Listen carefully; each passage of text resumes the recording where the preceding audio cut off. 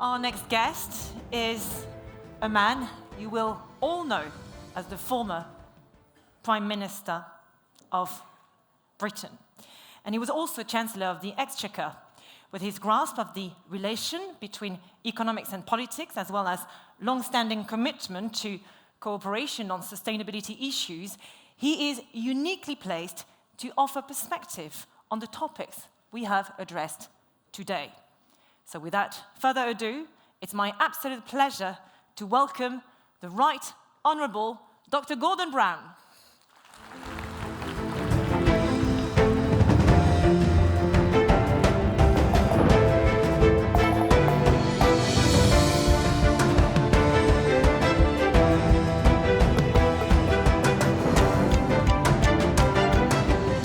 Thank you very much.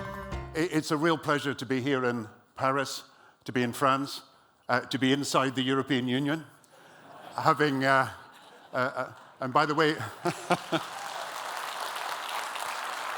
and having come from Edinburgh in Scotland today, via London to Paris, and having some slow trains delayed within Britain, I know very well what President Mitterrand said, that the Channel Tunnel opens up two worlds of travel. He said, high-speed trains from Calais to Paris, and a chance when you get to Britain to have a leisurely look at the English countryside. You've been talking today about a number of big themes. You've been talking about Asia, you've been talking about Africa recently, you've been talking about Europe, you've been talking about America, you've been talking about macroeconomic policy, you've been talking about industrial policy, security issues, and you've been talking about the environment and climate. And what I want to ask is, what brings this all together? What are the huge trends within the world today that we've got to understand before we can make the business decisions that really matter to us? What is influencing trade, growth, inflation, and of course, fiscal policy as well? And why is it that in 2024 we have this biggest increase in populist opinion across Europe, but also in India, in America, in Latin America? Why is it that we have so many conflicts that seem to have broken out in the 2020s, not just Ukraine and Russia? The first war, remember, involving a major power in Europe since 1945, but Gaza and Israel, of course, and relations between China and America so poor. And why is it that in the 2020s we've got the lowest growth decade of any time since the end of the Cold War, with countries now having high levels of debt, trying to deal with inflationary problems quite successfully, but of course having big fiscal problems that are now bringing them to have to deal with the debt levels? Why are all these things happening? Now, the obvious thing to say is politicians have failed us. And of course there is some truth in that. We used to say there are only two kinds of leaders, those who fail and those who get out just in time. It was said of me once in a bad spell, they quoted Shelley and said, I'd lost the art of communication, but not, alas, the gift of speech. Keynes used to talk about politics as a survival of the unfittest. If you want an example of the frailty of our politics, I was here in Paris in September 2008, just after the Lehman Brothers collapsed. And we had a meeting, and we had President Sarkozy as President of France, Merkel Chancellor Merkel from Germany, we had Barroso, we had Trichet, head of the central bank, we had Berlusconi from Italy. And this was just when people were wondering what had actually gone wrong. Was it a liquidity problem? Was it a solvency problem? What were we going to do about it? We spoke for an hour. I had an idea that the banks had to be recapitalized, but Europe had thought at that stage it was an American problem, and America, if it sorted itself out, everything would be fine. And then we broke for coffee, and suddenly we had Berlusconi saying, amateurs in his French, les amateurs, he said, ce sont amateurs. And we thought, Berlusconi, businessman, politician, he's got the solution, he's got the answers. He's about to tell us what we need to do. And he said, amateurs, he said, don't they realize we have a press conference in 1 hour and nobody else has brought a makeup artist with them? His solution to the crisis. I want to suggest there are three seismic shifts that are happening in the world today that are determining that geopolitics or politics is dictating economic policy more than previously when I was Chancellor, Finance Minister, economics was dictating politics. The three seismic shifts I want you to think about arise from the changing balance of economic power in the world as the economy, the center of gravity, has moved towards Asia, and as you see the rise of a global middle class, which will be majority Asian in a few years' time. The first is, of course, what you've been talking about today, a shift from a unipolar world to a multipolar world. The second, however, is a shift from free trade, or you might say neoliberal economics, to what you might call neo-mercantilist economics, more protectionist economics. And the third is maybe a bigger thing arising from that, is a shift from what you might call the hyper-globalization of the last 30 years to what you might call a constrained globalization, where security considerations, environmental considerations, other considerations than simply profit and loss are vital to the decisions that governments are making. And if you take these three seismic shifts, in my view, they help explain why we're all facing problems about growth, about trade, obviously about the workings of our individual economies. Now, take the first issue, the shift from a unipolar to a multipolar world. I ask yourself, would 20 years ago Putin have invaded Ukraine? Would 20 years ago an American president have failed to be able to tell an Israeli prime minister what to do over a period of months? 20 years ago, would Arab leaders have refused to meet the American president when in November he went to the region and they said they just didn't want to have anything to do with him?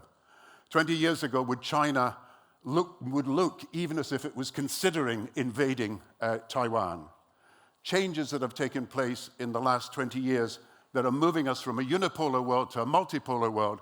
And let me just give you one example. I have met Putin on a number of occasions. I first met him in 2005. I decided then it was all about threats. You don't work with us, he said, and we'll sell to the east and not to the west. In 2008, we had Litvinenko assassinated in London. We knew directly he was responsible.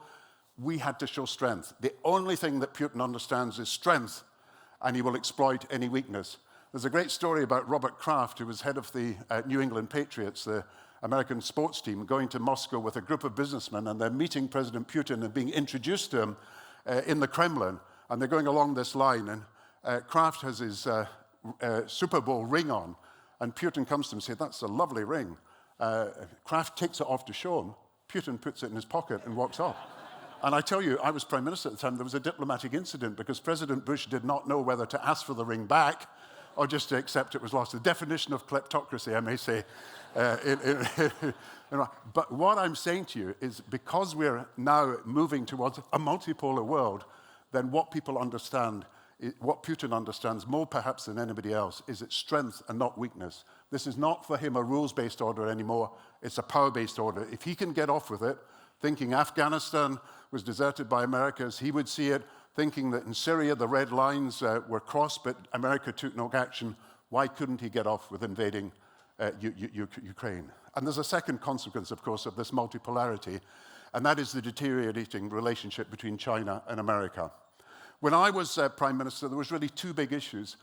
Currency manipulation, China was being accused of, industrial theft. I remember going to China, and I met the Indian finance minister there, and he was in China, and he was telling me that he'd been there a few months before, and it had been snow, and he had arrived without a coat. So he went into the international shop to buy a cashmere coat. He got this cashmere coat, $200, went to buy it with the assistant, and said to the assistant, "I'd like to buy this, but there's no label, there's no tag on the coat." And she said, "Well, what label do you want? We can give you Armani, we can give you Burgundy, we can give you Camaro, we can sew it on anyone." And it was his point that, of course, technology theft, intellectual property was the issue. Now there are about 10 existential issues that separate America from China, and you've got to ask how many of these can be solved and how many can't be solved. You've obviously got Taiwan, you've got Hong Kong, you've got the religious minorities, you've got all the issues related to Tibet, you've got climate change, and then you've got all the economic policy issues that are now bigger, the technology, industrial policies and subsidies, trade and tariffs and everything else. You can go right through it, AI, cybersecurity. All these are issues where America and China, or you might say the West and China, are in disagreement. So this multipolarity is reflected in this tension between China and America. Now, I've met President Xi. When you talk to President Xi, the last time I saw him, he said, there are two traps that we, China, have got to avoid. He said, we've got to avoid the middle income trap. Now, that's the trap of a country that can only get to middle income status, like Latin American economies, and can't get to high income status. He's got to get China to be a high income country. And the second trap, he said, was the Thucydides trap. And that's the trap where the rising power challenges the entrenched power. And of course, war between Athens and Sparta broke out as a result of the inability for the rising power to accept that it should wait its time or it should just simply not challenge the entrenched power. Now, he said we've got to avoid that. Believe that or not, I still think that what China's biggest problem is its economy and delivering high standards of living. In other words, I think for Xi, it is still the middle income trap that worries him most, and it's not the invasion of Taiwan, and it's not other issues related to America. The problem for the Chinese economy is this, that it is over-invested in property and estates. It is under-consuming, and therefore high rates of savings because there's no proper safety net, and it over-politicizes economic decisions. And these are three problems that means that the growth rate is bound to be much lower than it could be or should be. And I think that over time, what China has now decided to do is to go back to being an export-dominated economy instead of what they call the dual circulation model. So they're going back to export, and they talk about new productive forces, being the leader in AI, the leader in electric cars and everything else, flooding, of course, Europe with climate-related vehicles, possibly also with solar panels, adding to that wind and everything else. So China has decided on an economic strategy that is necessary for its prosperity that is actually going to cause greater confrontation in the next few years with the West, because it is about challenging markets and market domination in a whole series of different areas. Now, the third aspect of multipolarity that we've got to think about is the rise of the middle powers. And I know you were talking about India and other countries today. I see the middle powers as in a very good position over the next few years, but perhaps not in the few years after that.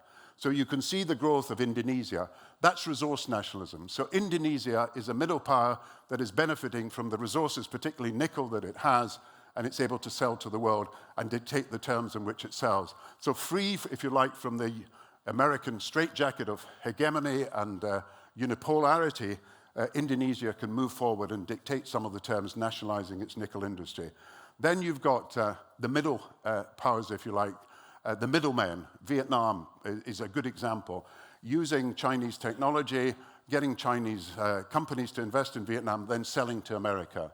Then you've got proximity powers. They're middle powers, like Mexico. So Mexico could be some of other Latin American powers. They're proximity powers. They're near to a big center of economic wealth, and they're able to sell. But of course, Mexico is getting investment from China and America, and Chinese goods are going through America, or intermediate goods are coming to Mexico and then to America. And then you've got the capability centers. You've got India, but you've got other countries, particularly in Africa, which are trying to develop centers for the new technologies, AI centers, digital centers, everything else.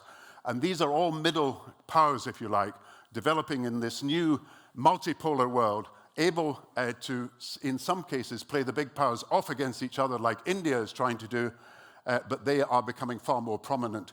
And if you look at these powers, if you take them all together, India, 4 billion economy, Indonesia, 1.5 billion, Mexico, 2 billion, Vietnam, Philippines, Thailand, Malaysia, half a trillion, in each case, half a trillion, then you've got about 9 to 10 trillion, and that is, 3 times the size of France and Britain and Germany. So these are big players in the world in the years to come. And the interesting thing is that they've got growth rates of 4, 5, 6, 7, 8%, whereas the growth rates in Europe are, 1% on average, America 2% on average, United Kingdom just a bit less than 1%, China now 4% or less. So these are growing economies in the world, benefiting from this new multipolarity, able to strike out on their own and do things in a way that are benefiting them at the moment. So here we have a new kind of world developing. But it is also, as I said, a protectionist world where it was once a free trade world. And you've not just got tariffs rising, because you have tariffs in a number of different areas. They went down from 10% to 3% over the last 40 years, but they're rising again. But that's not the biggest thing. It's trade bans, import bans, export bans, industrial policy, technology bans reflecting industrial policies that are based on subsidies. And of course, in a number of cases, you've got sanctions. So you've got a world of protectionism that I think will last for the next few years. And that is a major issue as well. So you've got all these seismic shifts happening, and then globalization itself is now under pressure because basically people see it as open but not inclusive. And if you think of the reaction right across the world, people who feel they have not benefited from the openness of this economy, if you like, the free-for-all, when they wanted a fair-to-all economy, then you see a reaction in populist movements around the world. And so what you've got is the growth of nationalism. When you actually think of what's happening, it's nationalism in a number of different countries led by populist leaders. You think of the world perhaps as us and them, but here you've got a world that is us versus them. And that really is an issue. And particularly if people think of the world as zero-sum, that I can only benefit if you lose, it's not us versus them only, it's us can only succeed at the expense of them. And this is the danger that we've got, that this mentality is developing around the world, that my country or I as an individual family can only succeed if others do badly. That happens when you have a low-growth environment, when people see that they can't just be a rising tide lifting all boats, everybody being able to win-win because you've got high levels of growth, you've got very limited growth, therefore people think that the only way they can benefit is at other people's expense. I went down to Brazil during the economic crisis in 2008 to meet President Lula because he was the chairman of the G20 and I was taking over from him. And he said something very interesting. He said, when I was, the leader of the trade union movement in Brazil, and people said, what's wrong with the country? Things are going very badly. Who's to blame? Lula said, I always said the government. And they said, I became the leader of the opposition and things were still going bad. And people said, who's to blame? And I said, the government. And then he said, I became the government. And people said, things are still going badly. And they said, who's to blame? And he said, I said, America. And that's what Lula told me. But this attitude, you shift the blame, you blame other people, this is becoming a feature of our politics, and you can see it in the European elections of the last week. You can see it in Trump versus Biden in America. You see it in India. There is a limit, of course, to how far these nationalist politicians can succeed because they tend to mean that trade and growth are decline, and there will be a reaction against it at some point. So this is the world. Now, how is it going to develop? Take Ukraine and Russia, and Sanna spoke this morning, and I know her from the great work she did as a Finnish Prime Minister, taking Finland into NATO. But when you think of what's happening, and she probably said something similar, I didn't hear her, a shortage of weaponry, you have Russia introducing conscription, you have sanctions not working as well as we should have, you have all these factors at work, fatigue. Once we thought that Ukraine could expel Russia, it looks to me as if it's more like the best you can hope for in the short term is a frozen conflict. So Russia retains 18%, you never accept that, and you have a kind of relationship like North and South Korea where there's no end to the war, but the stalemate leaves Russia with 18% of Ukraine and Ukraine fighting off because there is not enough Western power at the moment, as she would have told you, to be able to defeat Russia. There is sufficient Western power to stop Russia making huge amounts of progress. That suggests a stalemate. But it does reflect something else. Russia is becoming more dependent on China. So what's happening is 30% of Russian exports are going to China, 40% of Russian imports are coming from China, and this nexus of Russia, China, perhaps Iran, North Korea, is starting to develop, and you're getting to what I think is the biggest problem that we face over the next few years, that we move to a one world, two systems future. Now, if we move to a one world, two systems future, then you have real problems because you have separate institutions for finance like the IMF, an Asian Monetary Fund, separate institutions, the World Bank. You have separate currencies in the end. They're trying to dominate their part of the world, separate trade agreements. AI, you have to have separate regulatory systems which may develop anyway, and you start to see the polarization of the world. And that is a problem for Europe. And it's a problem for the middle powers because the middle powers get squeezed and have to make a choice. So Mexico, choice, America or China. Vietnam, choice, America or China. Asian countries, depending on China for trade, America for security, forced to make a choice. And then you have, obviously, Europe. squeezed between America and China, and that is something we must not allow to happen. Europe wants the benefit of a multilateral trading system because Europe depends on trade. Europe, it's an energy-dependent continent, and therefore it must be able to trade to be able to afford the energy it's buying from outside, and it has always been an outward-looking trading economy, and we want to keep it that way.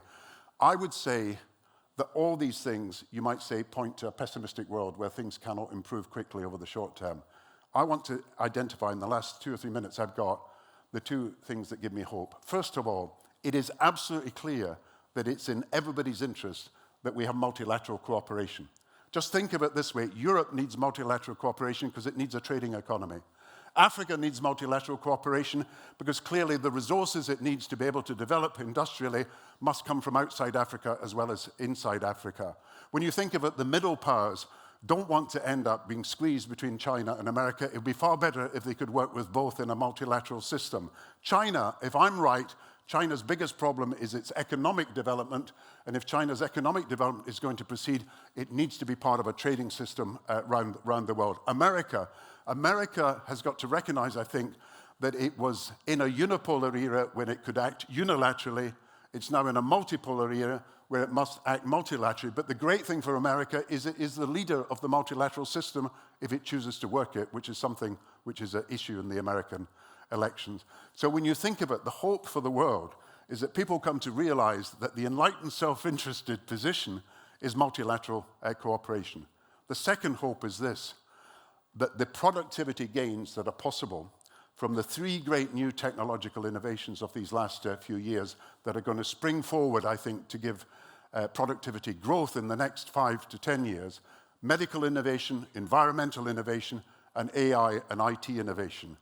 I think AI, and you'll talk about this tomorrow, and perhaps I'm leading into what your discussion tomorrow, will have a faster effect than electricity did, a faster effect than computers did, where it took 20 years to get the productivity gains.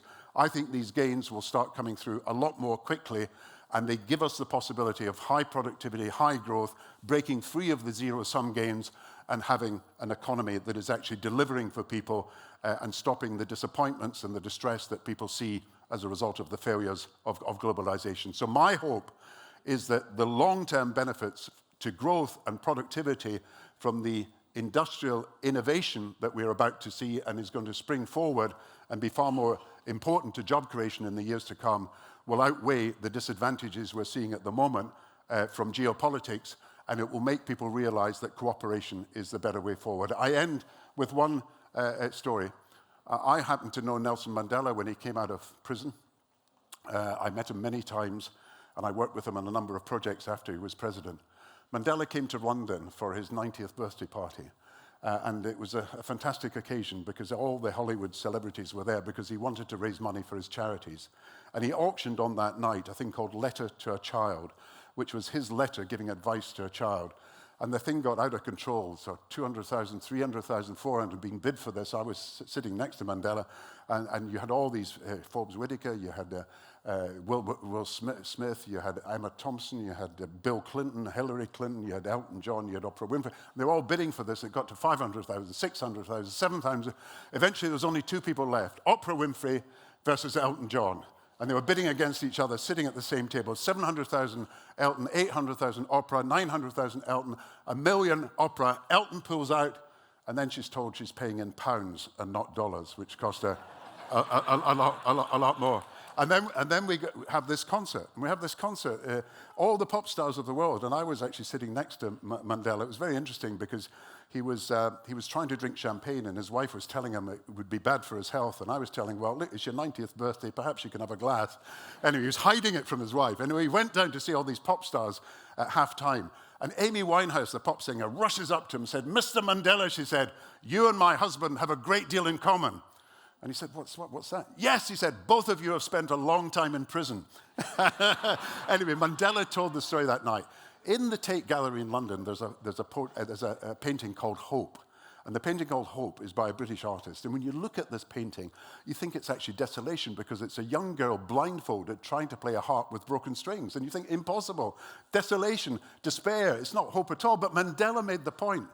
Even in the most difficult circumstances, even when things are very dark, You've got to maintain hope. Even now, when we have war in Europe, when we have Gaza, when we have many, many more people displaced than at any time since the war, when we have low growth, there are still signs of hope in this world economy that we should build on.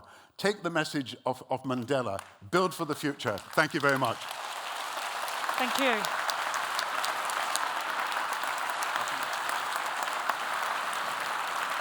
Many thanks, Dr. Gordon Brown. Thank you. Thank you so much.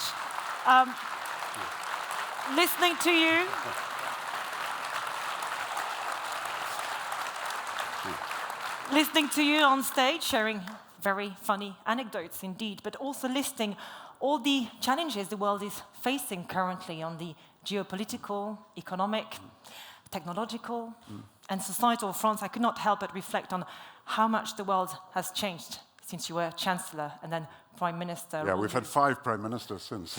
Indeed. we may have a 6 quite soon. Big turnover, you know. A role you performed with much dignity at the time when the financial crisis was just a dress rehearsal for what was unleashed upon the world. Many thanks for your thoughts. Thank you very much. Today. Thank you. Many thanks.